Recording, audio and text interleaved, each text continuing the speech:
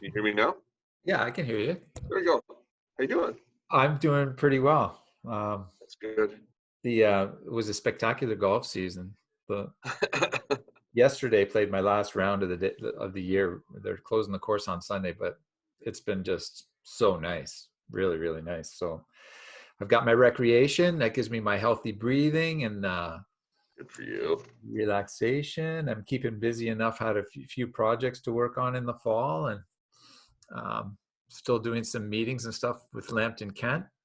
That's good. And so, yeah, I'm really pleased to hear that they reached out to you to do this course. This is really terrific. Yeah, I'm excited about it too, and thanks for recommending me in the first place. I'm looking forward to it. Yeah, that's been interesting. I think certainly the pandemic is going to change the nature of the course in some ways, in the sense that there's a maybe an immediacy to the need to embed technology in a way that perhaps hadn't been there before. Yeah, So where before I think you probably had a lot more teachers who took the course thinking, I really want to learn about this thing, or I want to better understand this thing. Where I wonder if we'll have some teachers in this round who are almost on the verge of panic, like I got to figure this out, or yeah. else, I would say that's very true, Jim. This past summer, the group that came, a lot of them were trying to survive. yes, I got like the spring was crazy. I got to sharpen my skills. Prior to this, I think more common was someone wanting to get a specialist degree, a three-part specialist, so they could go into administration, that type of thing. That's pretty common okay, for the types of teachers that take the course.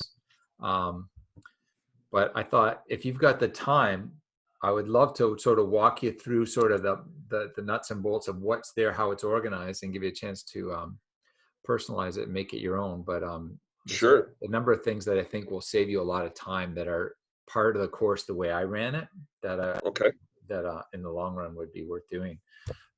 So if you don't mind, I'll share my screen and well, show please you do, this. yeah, So are they looking at running it in the winter by chance? yeah. So I think um, I want to, I think it starts in January and then ends in April.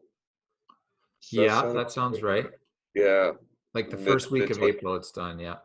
Yeah, so I am teaching. I do have obviously duties at Holy Cross during that time, but one of the courses I'm teaching is actually an online course in the traditional sense. So I won't have any students with me for the day, and so that will allow me to get lots of stuff for that course done. And then I think at night I'll be able to focus a lot more on Oh, the AQ. that's really timely. That's Yeah, lucky. and Um, then yeah, so it should work out. well, the course hasn't been run in the winter. In I think the last two winters, it didn't run. They didn't feel they had the enough enrollment to run it, and that might Okay, happen again. But I suspect sure. the need is up. Like right now, Mhm. it's good. And if it runs in the winter, it always runs in the summer, always for the month of July, Mhm. and that's just the 1 month. And then they have run it where it's been in the fall from sort of October to Christmas, and then in the winter, which is the one you'll be running first, and then in the summer. But the last few years, it's just been run the summer, and now maybe they'll be able to go twice a year. It might alternate winter, fall, but Okay. it's a pretty good gig in that the course is right up your alley. It's like content that you know inside and out, and that you can point to. It's really encourage them to learn, right? To learn what they want to learn about. Um, Sure. so have you had experience in OWL at all, Jim? Um, I think that was the platform I had to use when I actually took an AQ course, but that was a long time ago, and it already looks different. I do like the layout already. It's a very Um, clean. It's a clean look to it yeah, for sure. So this menu on the left hand side here is where you can customize the order of this, but sure, standard thinking that there's always announcements. Foundation resources is really the course. It's resources for the course that sure. is built into every course. The course content is where the course exists. I'll show you a bit of that. Hmm. Forums is your discussions. Assignments is where they hand stuff in. And in this course, what's beautiful, Jim, is there are no essays to mark at all. Okay. It's built. The only major assignments that they hand in are the collaborative inquiry project. That's the only thing they ever hand in, and it's 3 parts. They do a group project, and they do an independent project, and they do a reflection on that. Okay. And Now, the independent project is just a lesson or a resource to help them that they can go and use. But there are certain parameters depending on if they're a part 1 or part 2 or specialist course as to what that looks like. totally. So, and am I correct in thinking the course itself is pass fail? It's going to be for the first time ever. Yeah. Okay, interesting. I wonder, so should I infer from that that assignments are pass fail, or would assignments still be graded? I don't know. You'll Okay. have to. There'll probably be a meeting. Okay. I would suspect they're probably going to be on a rubric grading. Like these things have been there for a long time. Okay. And then Fair enough. overall pass fail, and a pass will be 60%. I think that's Okay. what'll happen with the final grades type thing. Got it. But the assignments, most of the coursework is you read through some content, and then there's some little links in the bottom of the content that you have to go and do something, and you go learn something, go find something out, and then you show that you did it by engaging in discussion about it. But the forums in my course are that's where everything happens, and it takes on a life of its own if you encourage them not to follow this idea about post one original post, respond to a peer's contribution. That's never been a part of it. It's always been, if you find something interesting, we want you to start a conversation on it. And if you want to take this prompt in a new direction that suits your needs, then go in that new direction, and let's talk about that. I also wonder, and I love that idea, Rod, and I'm also wondering too, if the forums, like, if you use almost an inquiry model, that if the forums are kind of based on the big questions that people have at the beginning of the course, that might be a really good way of kind of framing that. Does that make sense? Yeah, like take it where they are, right? Totally, exactly. This is a poster that I used in my course. I'll give you a copy of this. But I post this early on saying, this is what a good discussion, this is how we have good discussions. And I'm not kidding you, Jim.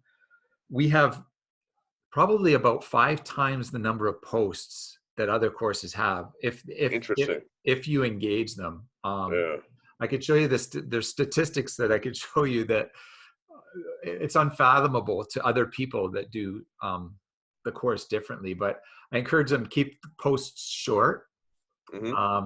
To be honest and authentic, including hyperlinks. I always want to include links to stuff. You find something real cool resource, put it in there. Trying to connect is the big thing. Connecting to content, to personal experience, the same way you do in your classes, right? Try and get kids to collect. And I try and encourage people in the summer course to show up daily. In the winter course, it's like 3 times a week. You want them in there at least every second or third day. But to go beyond the course is a big thing. Like the course as it was written 4 or 5 years ago, Jim, and you'll encounter stuff in there and you'll go, this is kind of a little bit dated now. There's ways it could be updated, but Western has a way of going about updating stuff that in this course, I actually have permission to go in and edit the content. So I did it in limited ways, but because everything's okayed by the Ontario College of Teachers, they don't want a whole lot messed around with. Sure. But I encourage people to go somewhere else to ask questions, to explore. In discussions, we like them to embed media as well as hyperlinks instead of just writing text. Find a great TED Talk that supports the point you're trying to make, and highlight it and alert us to the 2 minutes of the video that you think are really relevant so we can find out about this stuff. And I encourage people to be healthy themselves. So that's just a sort of a guide about how the discussions become rich, is be really clear at the beginning of the course about what they need to know about. Yeah. So I'll send you that, but I want you to see part of this course. It's kind of like, this is a baby. Like I wrote this course a few years ago, and it's like, I know it's going to be in really good hands, but I want you to just sort of understand sort of Oh, the design of that. I do want to, and I like, again, I'm totally on board with the discussion threads. I think, especially in this kind of course, using the discussion threads, such a powerful way of just finding out where they are too and what they actually need and Yeah. responding to that. I think there's so many good things happening And there. a lot of the teachers that teach online at Western and elsewhere, they don't appear in the course. They appear as text. And so at the outset of the course, there's a welcome page that you can have at the front of the course to sort of introduce yourself and your expectations to the course. Right? The big way of staying in touch with people is by posting announcements. And so I would really encourage you to do this. I wonder if they show up on my homepage. Let's see this for a second. Okay, there are no announcements showing up. So what happens is, for announcements, I do them on YouTube, post them on YouTube, That's awesome. and they show up I set them to show up on the home page. So I'll show up like this in a video and just tell them what to expect, what's going on. I don't know if do you hear that? I don't know if Yeah, I do. okay. Yeah. Celebration time. I'm here at the Kamoka Stallworth. It's like something that in Kilworth, they got this bakery. Okay, so I went to the gingerbread guy. Anyway, I try and when I do announcements, I don't do them all from a desk, and you can take or leave this, do it however you want. But I would go on a hike and shoot a short video, 3 minutes, 2-3 minutes, telling them what's going on this week, where we are in the module, or what's due with the collaborative inquiry project. And I'd post that I would say in the summer, I would do it 2 or 3 times a week. And during the course, I would do it, if it's in the fall or winter, I would post 1 a week. But what happens is what I've discovered, I've been doing this for close to 20 years, Jim.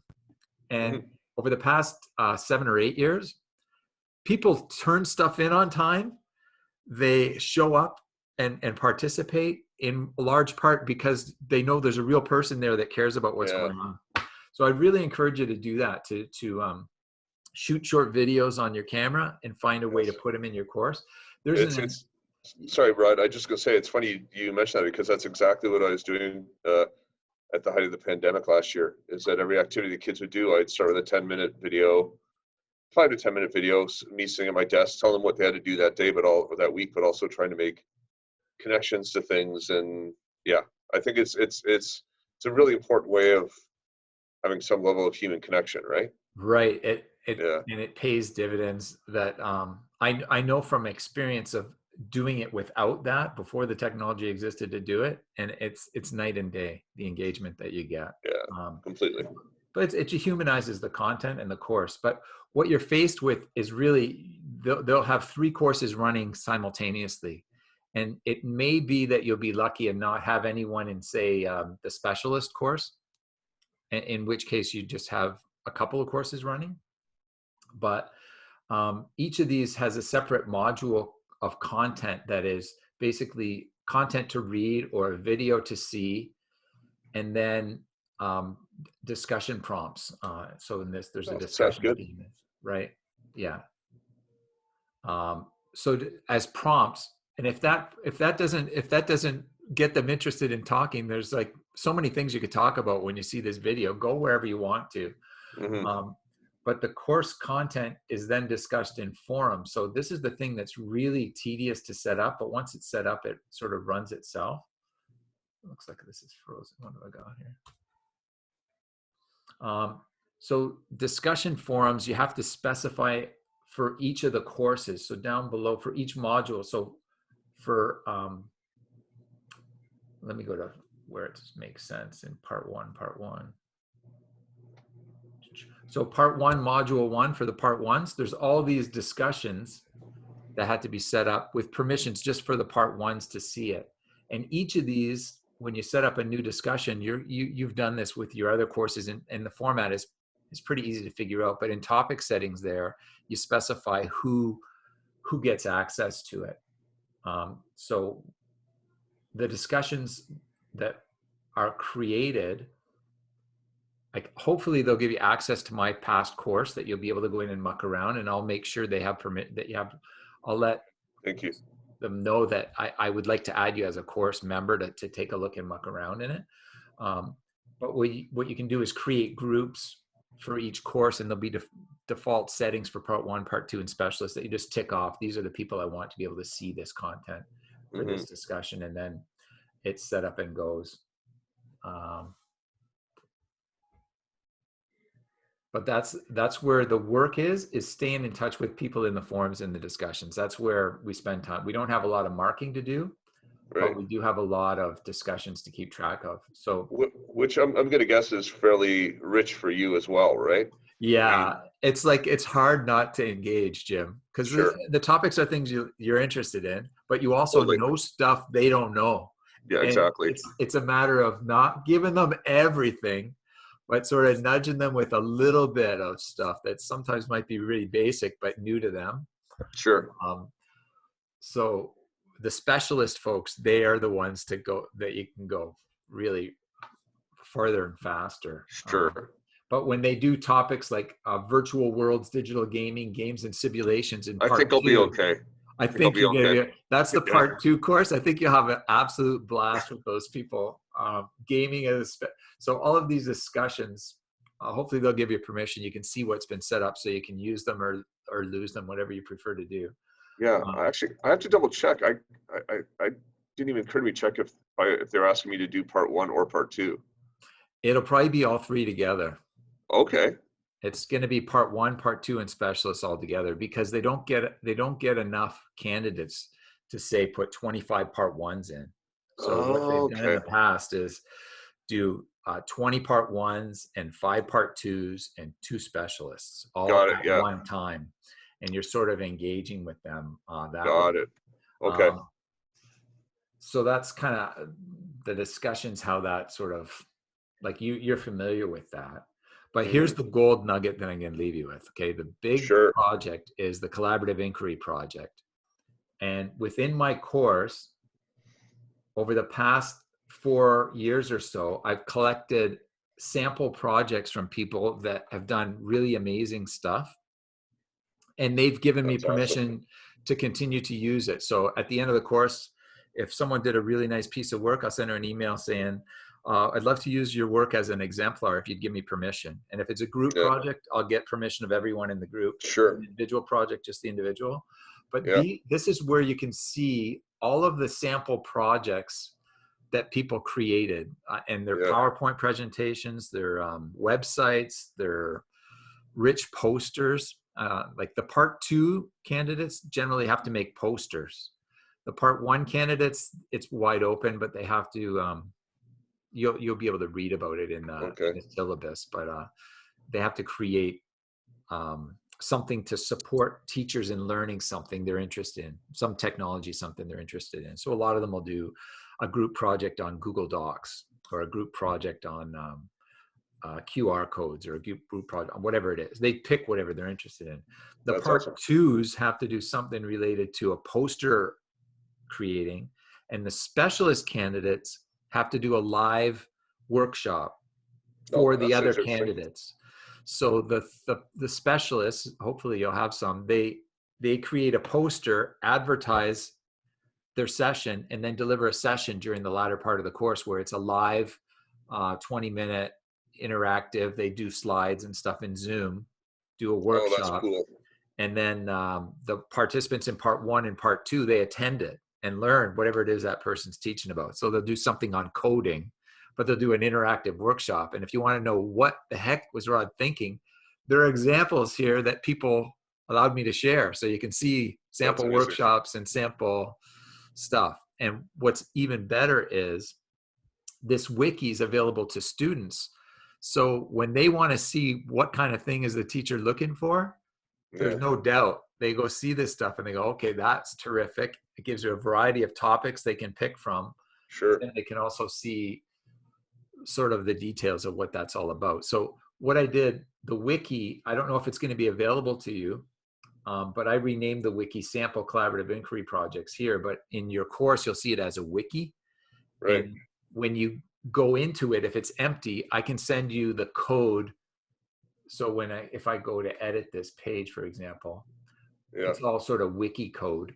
Got it. with Yeah. hyperlinks and that. But I can copy that and send that to you. So you can just paste it in Yeah. a new wiki and you'll have it if for some reason they don't give you access to the course.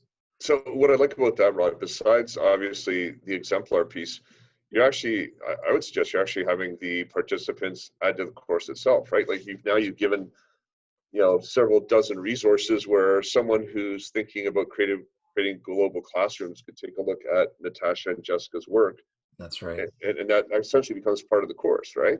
Yeah. And ideally, if they allowed us to really edit the course, you could take some of this stuff and put it in Yeah, as links within the course when you get totally. to, there's a project in here on gaming, but you can take that and put it in. Totally. The specialist candidates are one of the things they have to do beyond they do the live workshop is their independent project, but their group project is to design a school of tomorrow. That's So to amazing. try and forecast 20 years into the future, what school is going to be like 20 or 30 years ahead of time. So there's some of those projects are in here and they're really some cool stuff that teachers uncovered and put together in really neat ways. The specialists in particular did a really good job. I bet. So I'll leave that. I'll send you sort of a link so you can see the kind of projects that they did on that. Yep. And I'll send you the syllabus as I have it. Okay. What'll happen is they'll probably send you the old syllabus and say, we need you to update it and send it to me by a certain time. So you can muck around and change it. If there are specific questions or topics you want to pursue, you just put them in the syllabus. They want the candidates to know all the questions and things in advance. Sure. So you can edit the one that I send you and share that. And then the collaborative inquiry is the big project. The wiki is the gold nugget to see the stuff that they do. And the discussion is the heart and soul of the course. Awesome. And so with that, you should be good to go. It's exciting, Rod. Thank you so much. So, and just so I just want to be 100% clear, the foundation resources, the course content are basically pre-populated. The foundation resources is pre-populated. This is basically special ed resources, mental Okay. health and well-being, Okay. safe schools. It's all ministry Street stuff. documents. Yeah. They put it all together. Sure. And the course content, these are where each of the modules is laid out for part 1, part 2, and specialist. Yes. So if I go into, let's say, part 1, module 2, they talk about devices. Okay. They talk about e-learning. And then there's a couple case studies in there. If you know David Truss. Yeah. David, I put him in the course. Becoming an expert in something. Okay. Curriculum, course expectations. Applications and devices, tech trends, mobile devices in the classroom, which is kind of should be old. And some of this is old, but using things like Kahoot and Poll Everywhere. Sure. Collective expertise, and then an introduction to digital gaming is in the part 1 course. It gets into more detail in part 2. Mm-hmm. A little bit on leadership. And just so I'm clear, I really don't, as the instructor, I really don't touch this stuff. You don't, but there may come a time where they say it's time to update the course. Sure. Jim, would you like to Sure. rewrite it? They might say that to you. Okay. And you go, awesome. Other than that, if you want to add to it, just add it in the discussions, like prime it with stuff that you already know about, right? Totally. That's awesome. This looks really exciting, right? Yeah. So, and what else should I tell you about? Messages is where they email. That's really email messages. Assignments is where they hand stuff in. So you'll have to set these things up. Like Dropboxes, essentially, right? And again, yeah, it's a Dropbox. These are just the 3 parts of the collaborative inquiry project. Sure. But part 1, part 2, and specialist each have different things to do, which you can see in the syllabus that I'll send you. Okay. The setting up the course to set it up to activate things like Zoom to make sure that's there. That's all done inside Site Info. Okay. Site Info is where you sort of customize and lay everything out. So I'm recording this little chat. So okay, that's great. So that you can have access to it. So I'll just show you that in Site Info is where you can manage which tools are available. Sure. And this is where you can, it won't be turned on by default, but you might have to turn Zoom on, I think, unless they've got it on now automatically. But this is where you specify which tools they have access to. Did you use Zoom frequently, or? Well, you know what? I set up a meeting room within the course as a public collaborative inquiry space. That's a so great idea. that the groups that needed to get together could go and collaboratively meet face to face. In the discussion, especially in the summer course, it's very hard. It's such compression. It's very hard in text to Yeah. accomplish things quickly. So doing it by discussion is really what I encourage. Like I encourage them to say, you know what? Text one another. Like don't be shy about in your group. If you added something, text your group members and tell them so they can go in and see it. Hmm. But I encourage them to use Zoom for their private meetings face to face. Some of them will use Google. It doesn't matter to me, but it's Sure. just, they get things done more quickly if they can.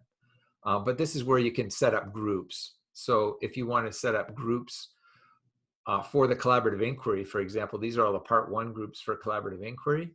This is Hmm. who they were. This guy wanted to work alone on virtual reality. He was in China, so it was difficult Sure. for him to do it, but he did a great job working by himself. But Amazing. most of them were groups of 3 or 4. I wouldn't ever go higher than 4.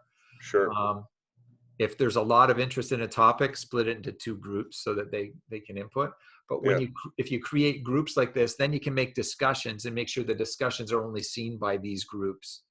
Got it. So that long list of discussions you see would be pretty overwhelming for students. So they would just see the part one discussions and their collaborative inquiry discussion rather than all the collaborative inquiry stuff and all of the other course stuff. So Got it. that's all done in Site Info, where you can create groups and manage them. Okay. But it'll be, if it's starting in January, they'll probably try and get you access in December, hopefully, because it takes them a Yeah. few weeks to set it up. But once you get in and muck about, you know where to contact me if you have any questions or problems with it. Yeah.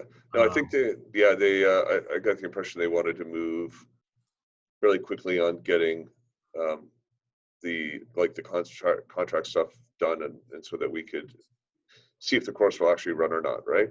yeah. Um, Again, like you, I think there'll be lots of people who will be looking for that sort of support, especially even the number of boards doing octomasters. There are a number of teachers who will have a prep at that time, right? Yeah, yeah, in the high schools in particular, Yeah. that's going to be the case. It's not all like the elementary teachers; they don't get that. Come No, up they for air, don't. big block of time. And I mean, you've got gaps in your day already. You've got, this whole having a what do they call that Study hall. afternoon study hall, like Yeah. study hall. Like Yeah. that's not the stress elementary teachers. They would love a study hall. Yes, they would. Let I know. alone having a semester off, Yeah. octomester off to do stuff. Um, Yeah. It's an interesting system. I think in a lot of ways I love it. I wish if we had this system with no social distancing requirements, oh, it would can you be imagine perfect. how in depth you could go with projects? Oh, you'd have the Yeah, kids that's the thing. for big chunks of the day. You'd do awesome stuff. We do so many things, but then the difficulty was this. Well, actually, I had my first class was prep, so that was a weird start. The second, so we just finished my first actual teaching task of the Octomester approach, and it went well. I think the difficulty was for me finding ways of being collaborative face to face when they couldn't be close to each other, right? So something as simple as having them sit at desks of groups of 4, that was a challenge. Finding the ways to move around when they're not supposed to move around was a Right. challenge as well. We had a couple experiments. So we actually today we were talking about the Renaissance, so we went down to the cafeteria and we used augmented reality to place works of art on the floor, works of art around the room, so the students could walk around at a safe distance and not worry about Right. personal space. But it's taken a while for me to wrap my head around how to do those things when they've got to maintain that distance, right? So that's if we didn't have to worry about that distance, this would be perfect. Yeah, I mean, it's just richer. Like when I was teaching elementary school, it was my funnest time because you could do these blocks of time and really Oh, get your amazing. hands dirty. It Yes. was a lot more fun. And so many things you could do, right? The art teachers right now and the tech teachers are loving this right? Just the amount of productivity and the fact that students, simple things like students not having to put everything away Yeah. every How much 75 time do you minutes, right? spend taking stuff, putting stuff away, taking stuff out, watching out for other Yeah, people's projects from the other classes and stuff? totally. And I think it is actually much better for thinking about what's going to be the theme that unifies things, right? So thinking in terms of a day, what's the unifying thing that's holding all of this stuff together? Trying to frame it that way, I think, is it's just something that has a lot of potential. So I think one of the potential benefits of this is that it's forcing us to break out of the content dump mode and think, okay, what do they really have to know, and what do I do to help them stay with them past the 20 days, right? Because if you think of summer school, that stuff does not stick with students. No. It's a dump of Yeah. information and regurgitate and then leave, and then what did I go? I don't remember. Yeah. So that's one thing I've been trying to figure out too. Lots of metacognitive sort of things, and yeah. So Well, yeah, I mean, in a small school, it must be extra interesting, but I think a lot of teachers, they're isolated too throughout the day, right? So there's not a lot of that uh, sharing of what's going on, rich ideas. yes, Less of that's going on too. So yeah.